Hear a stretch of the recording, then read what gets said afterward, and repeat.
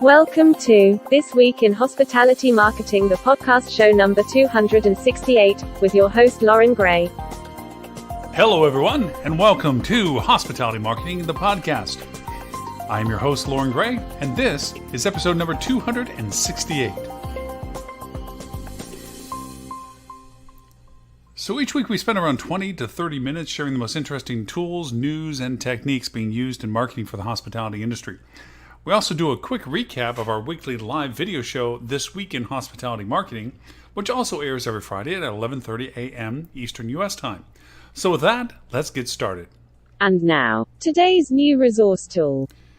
So our tools for review this week are a little bit focused centrically on sales. We've had some fun conversations over the past couple of weeks on the live show, and what we're finding out is that there is this shift between sales teams, those that are still in place, those that are still sitting in their chairs, so to speak, and of course sales teams that have been removed from the positioning and are looking to reevaluate and get stepped back into the industry as the hotel either they were attached to or the corporation they were attached to has the need for them to come back in, and or whether or not they're looking for other opportunities.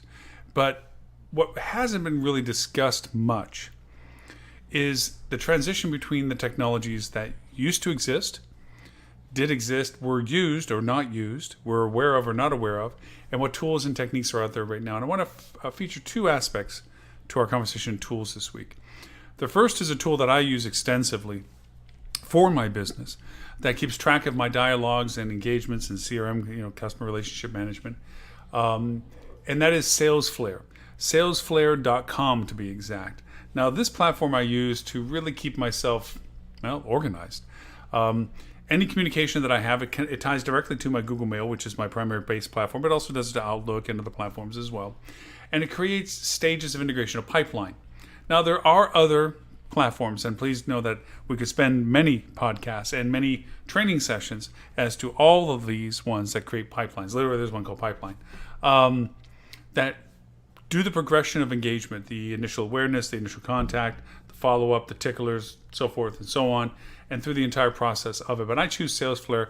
I got it exposed to me early on. I found it to be very useful, very easy. It creates great tiles. You can have prioritization. You can have reminders. You can put context as to what the value proposition of the communication is, the long-term or short-term value proposition of who they are, the last communication with them. It also aggregates all of the communications with that contact person on one click. You look at it and go, boom. When was the last time I talked to them? What have I talked to them up to this point? What's been the constant process of this? When was my last meetings? What were my last meeting notes about this? It's a great aggregate source to control and work with in this current technology level, the means and needs to basically throw a wide net.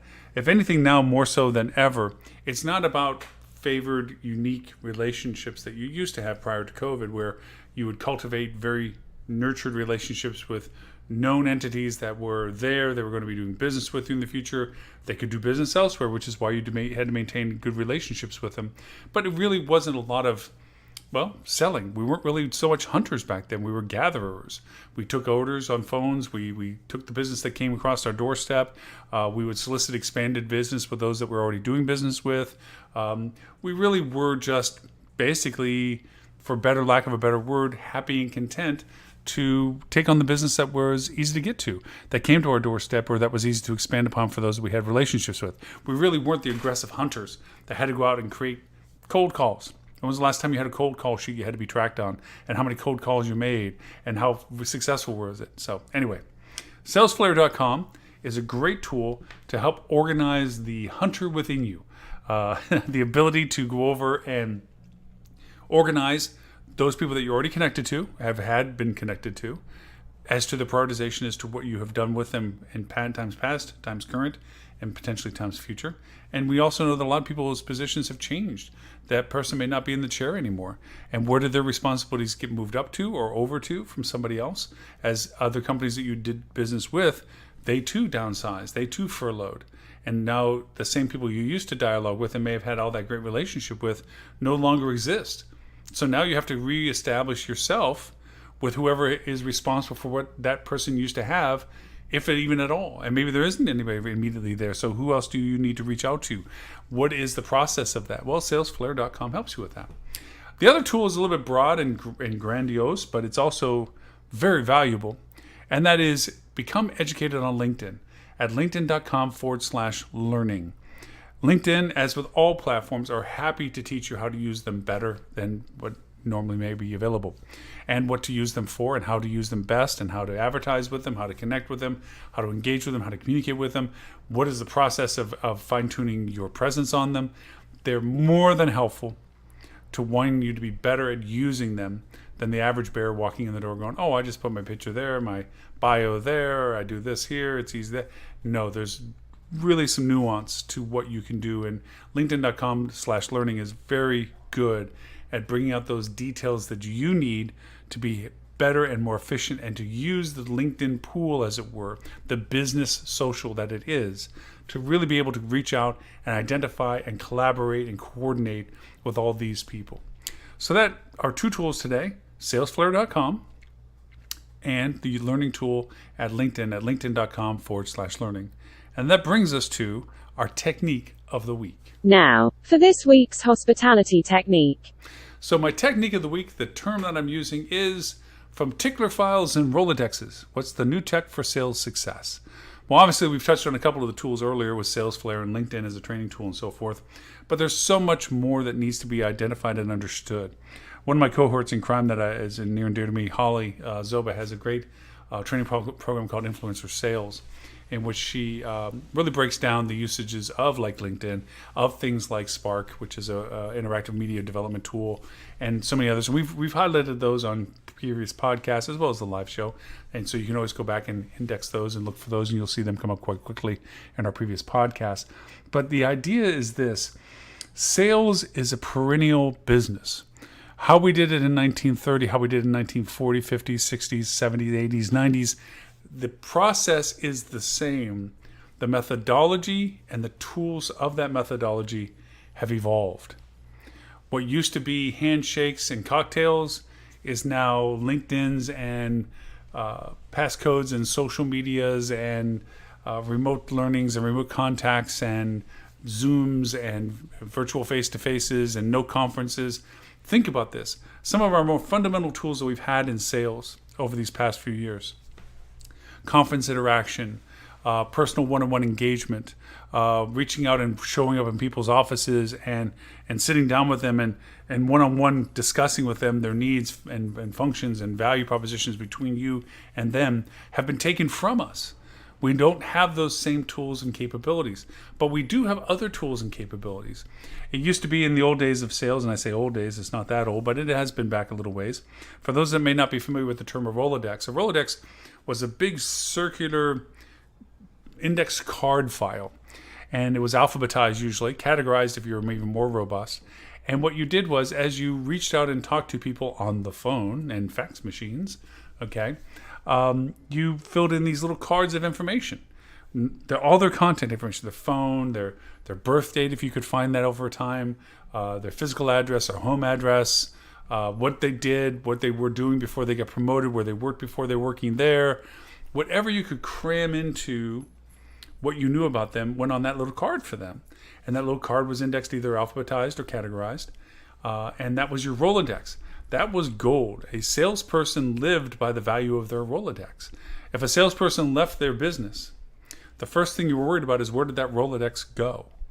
Now, some companies actually created policies that the Rolodex was the ownership of the company itself, and that it did not go with the salesperson. So what did they do? They simply duplicated their cards, left the one Rolodex, and brought the other one with them.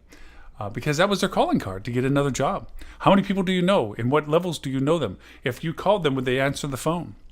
Those were real questions that get asked in interviews. Also, too, tickler files. Tickler files were something that was done as to a timed progression of communication. Birthdays, holidays, sending gift baskets at the right time to the right person. Sometimes it's not too directly the person, it was maybe to their secretary or their assistant. Back then they used to be called secretaries. And you would tease and treat well the people that were the gatekeepers to these people. The ones that sat at the desk that you entered the lobby, those people had to be fed before you ever got to the secretarial pool that got to the level of the person that you actually get to walk into their office, you basically had to collaborate and work with everybody that had a way of stopping you to get to this person. And that's why it was so critical that you did have that Rolodex that had the direct connect to those people, or at best, the direct connect to the person that was their handler, their secretary or assistant to it. Then that was gold.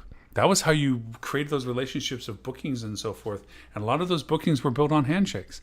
Yes, you eventually sent the contract. But if you walked out the door with a handshake from that person saying, we're going to do that piece of business you just talked about, you came back and posted it on the sales file that was done.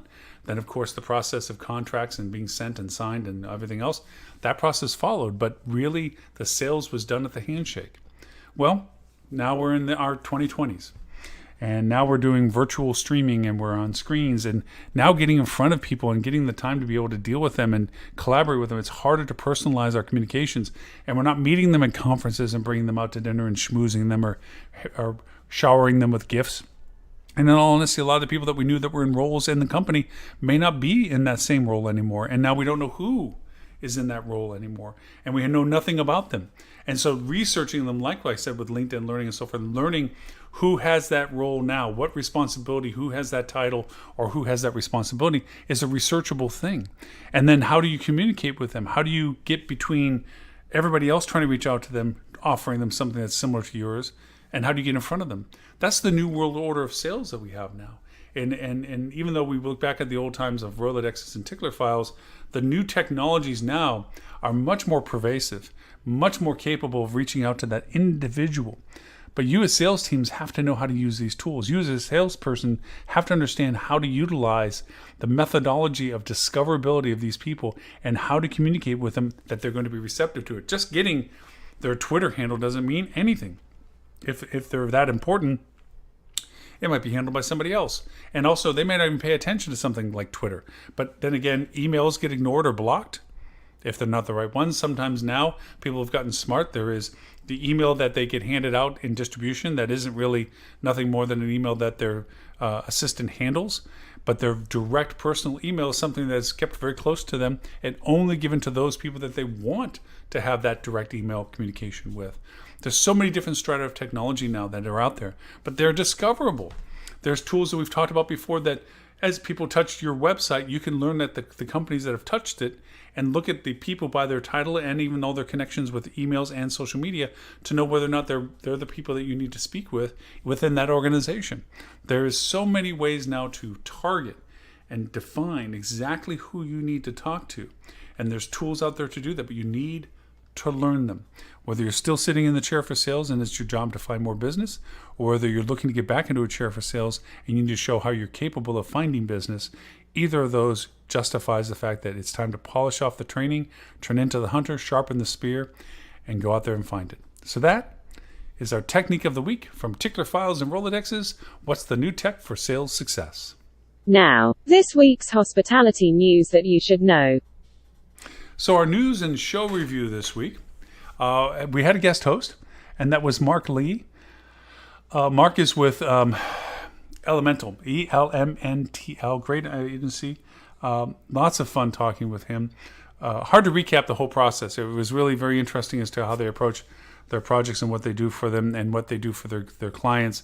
I can only say that it is well worth the listen on the live show.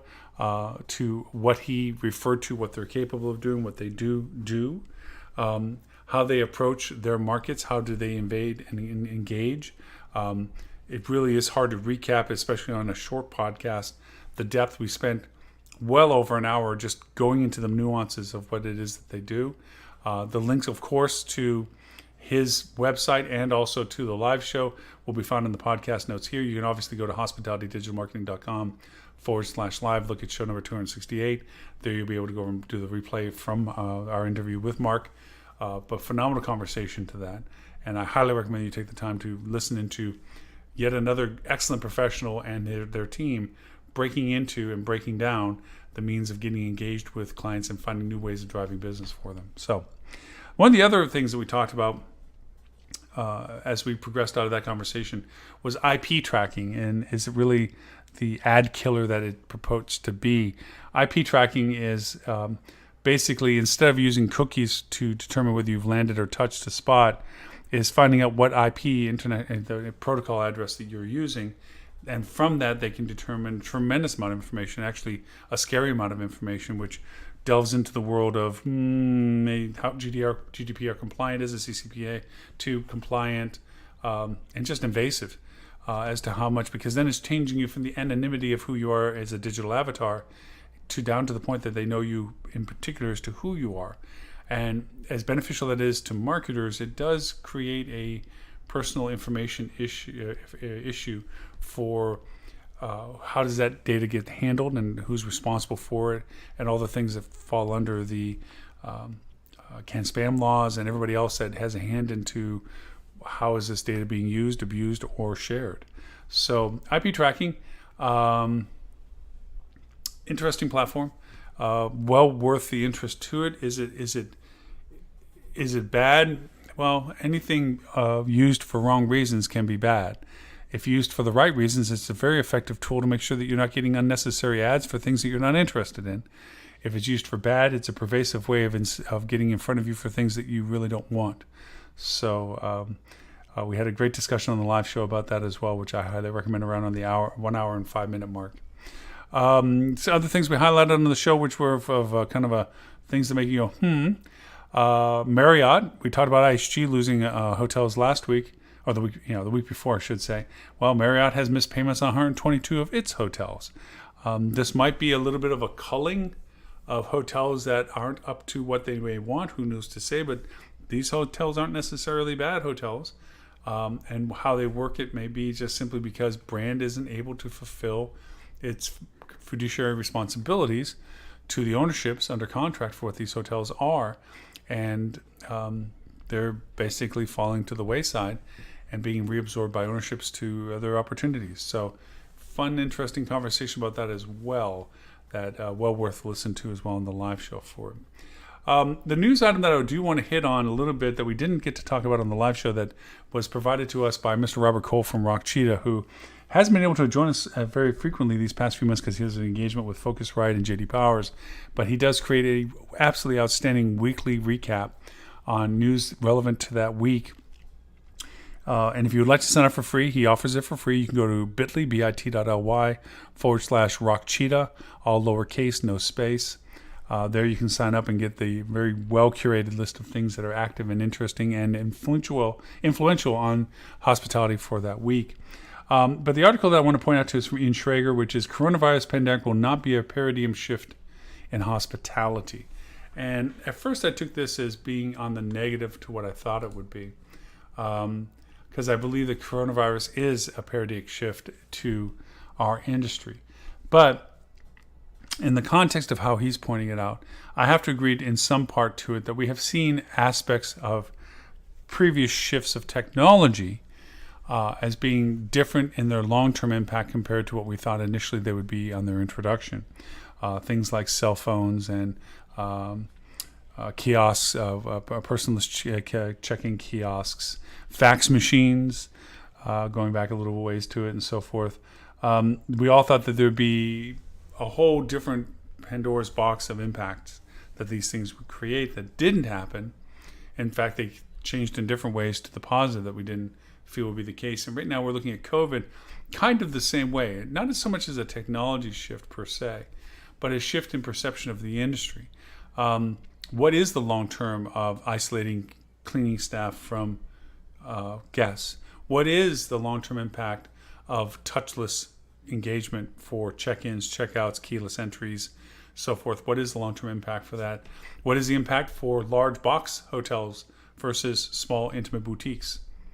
And what is the long-term impact of travel interest and densities and popularities and building structures, exterior hallways versus interior hallways, common spaces, and the development of any hotels in the future tense as to the common spaces, whether they're internal, external, and if external, what is it that they battle the weathers with, depending upon geographies.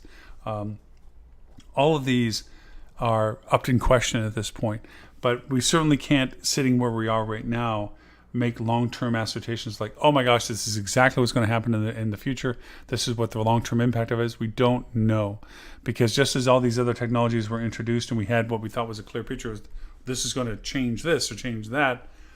Yes, it changed some of it, but it didn't change all of it, and it certainly wasn't everything that we thought they were going to be, and they didn't turn out exactly the way we thought everything was going to turn out. So for that end, I do agree with him that we have to put it with a bit of a grain of salt, that it isn't completely what we think it to be, but then again, there's probably a strong influence as to what it will probably end up as. So, not to be vague, but that's it for the news and show review. So remember, you can find us on Google Play, Apple iTunes, iHeartRadio, SoundCloud, Stitcher, Spotify, Pandora, TuneIn. The list goes on, 39 platforms and counting. You can even find us on Amazon Alexa, Google Assistant, and Siri. Just ask to play the Hospitality Marketing Podcast. And no matter which one you may use, if you like the show, please rate us and leave a comment. That helps us understand more what you want us to talk about, whether you like this, don't like this, what have you. But it also, more importantly, helps others discover us as well. Also, if this is your first time hearing us, you of course can subscribe to us, to our show on any of those platforms that you may have found us on. And an archive for all of our previous podcasts. You can also go to hospitalitydigitalmarketing.com/podcasts. There you'll find this and all previous 267 episodes of our podcast going back many, many years. And also there's a player there for the podcast in case you're not on one of the other platforms. You can play back then. Then I said there's show links and content and timelines and everything else for everything we discussed today. And of course, don't forget our live video talk show that you can join and participate in every Friday at 11:30 Eastern U.S. time, called This Week in Hospitality Marketing, the live show. For that, you simply go to hospitalitydigitalmarketing.com/live. There, look for show number 268. You'll see the recap with Mark Lee. Great conversation with him, plus all the other conversation I mentioned to you earlier. So with that, I thank you for the privilege of your time and look forward to talking to you next week.